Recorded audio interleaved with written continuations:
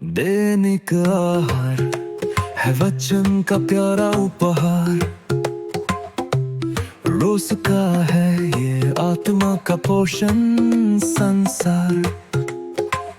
हर शब्द में छुपी है ईश्वर की पुकार। आओ सुनो समझो जीवन में लाओ प्यार।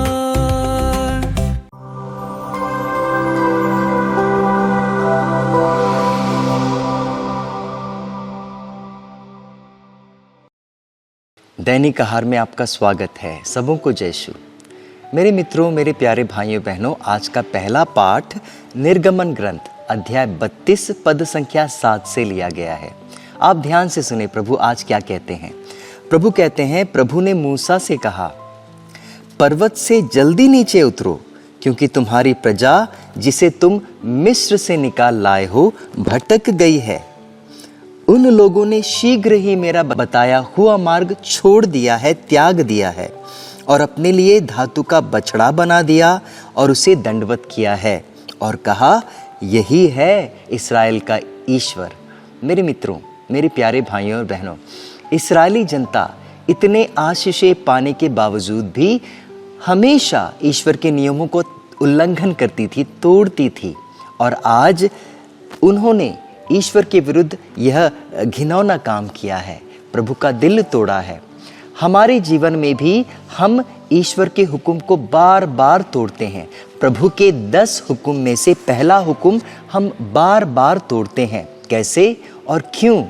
और छोटे छोटे उदाहरणों के द्वारा मैं समझाना चाहता हूँ। मित्रों, हमें पहले हुक्म को तोड़ने के लिए किसी मंदिर में जाने की ज़रूरत नहीं, गुरुद्वारा जाने की ज़रूरत नहीं, मज़ार में मस्तक टेकने की ज़रूरत नहीं।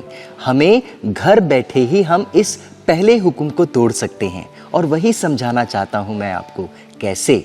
मित्रों, आपको याद होगा, कभी भी आप अगर गिरजा घर में जाएंगे, आपके नज़र में कोई न कोई ज़रूर आएगा जो काला धागा पहना है, या तो फिर पैर में पहना होगा या फिर हाथों में पहना होगा।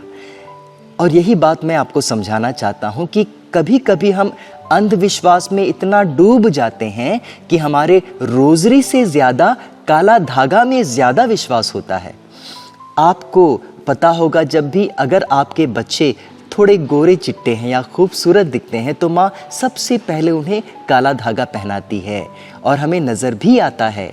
बस यही कहना चाहता हूँ कि प्रभु यीशु ने जो लाल रंग का खून बहाया है वो इस काले धागे के सामने फीका पड़ जाता है। क्यों? हमारे अंधविश्वास के कारण।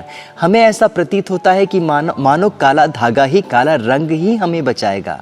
अरे इतना ही नहीं, एक बार आपके सामने काली बिल्ली गुजर जाए, हम में से कितने लोग उस रास्ते को पार कर पाएंगे, उस रास्ते से जा पाएंगे? शायद अधिकांश लोग नहीं जाएंगे। क्यों?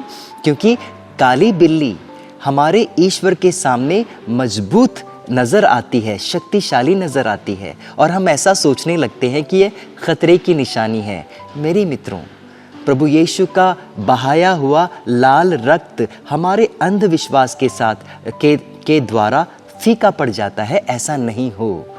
साथ ही साथ हमारे परिवारों में जब छोटे बच्चे पैदा होते हैं, माता किस प्रकार उन्हें काले काजल से सजा देती है, उसके माथे में, उसके हाथों में, उसके पैरों में काले धागा, काला काजल और काला माला लगा देती है। क्या प्रतीत होता है?